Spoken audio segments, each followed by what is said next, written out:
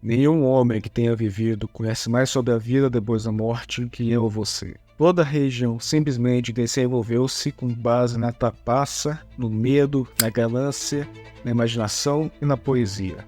Assim dizia Edgar Allan Poe. Mas quem foi Edgar Allan Poe? Escritor? Vidente? Um mistério na história? Bem, tudo começou em 19 de janeiro de 1809. Em Boston, Estados Unidos. Naquele local nascia o pai do terror moderno, que viria a ter uma vida cheia de controvérsias e uma morte misteriosa. Mas antes, curte e comente para que eu possa saber que você está gostando do conteúdo e sem enrolação, prova o vídeo.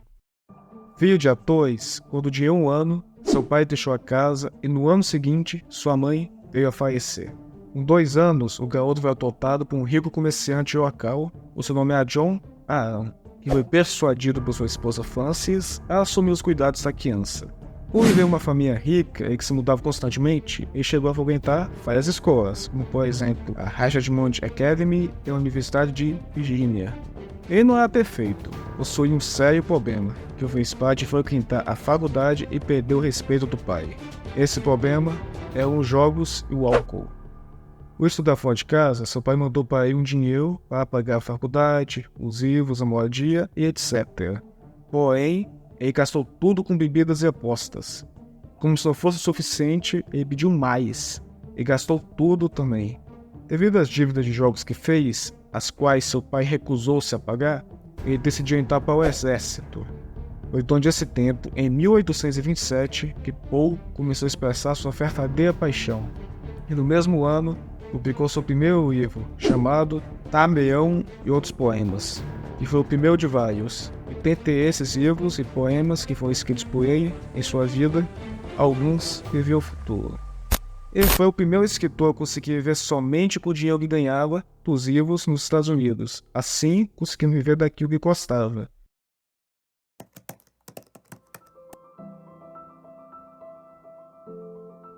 Poe era fascinado desde pequeno à ciência e, com sua mente inquieta, dedicou-se a especular sobre o cosmos e a origem das coisas. Em 1848, apenas 1 ano antes de sua misteriosa morte, ele publicou o livro Eureka, onde apareceu a primeira de suas previsões, que já ocorreu no caso. Esse livro faz previsões certeiras sobre o universo, descreve um universo dinâmico em constante evolução, que havia se iniciado de uma única e primordial partícula. Partícula essa que se expandiu e deu origem a tudo que existe. Simplificando, ele previu o Big Bang, numa época onde se acreditava que o universo era estático, infinito, mecânico e eterno. O Big Bang só foi ser aceito na década de 20, ou seja, 70 anos após sua morte. E o mais incrível, ele nem era cientista ou astrônomo. Ele é um bêbado, um viciado em jogo, um escritor. Antes que você pense, esse não foi um caso isolado. Teve outro, com que eu duvido que você não vai ficar chocado.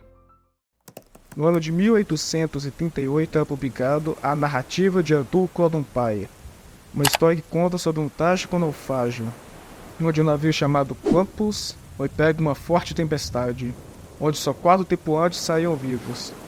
Os 4 sobreviventes ficaram à deriva num pote salva-vidas, por fome e sede, se alimentando somente dos restos mortais de uma tartaruga. Depois de algumas semanas, chegou no ponto onde não mais tolerava a fome. Então decidiu matar e comer o rapaz mais jovem. Ele se chamava Richard Walker. Guarde bem esse nome.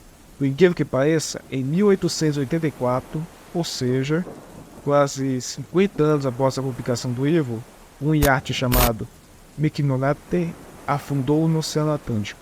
E adivinha? Somente 4 tripulantes sobreviveram utilizando o porte salva-vidas, assim como no livro. E a coincidência não para por aí, pois, após um tempo tentando sobreviver, comendo restos de uma tartaruga, ele decidiu sacrificar o rapaz mais novo do barco para servir como alimento. Você sabe qual é o nome dele? Isso mesmo, Richard Walker. Coincidência ou será que não? Fica a dúvida, pois nós nunca saberemos se ele realmente previu ou se foi obra do acaso.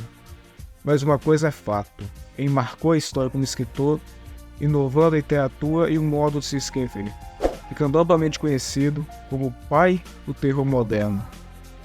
Bom, o vídeo vai ficar por aqui, mas ainda tem um assunto que aposto que é do seu interesse. E esse assunto, quanto tempo uma cabeça decepada continua consciente após a decapitação?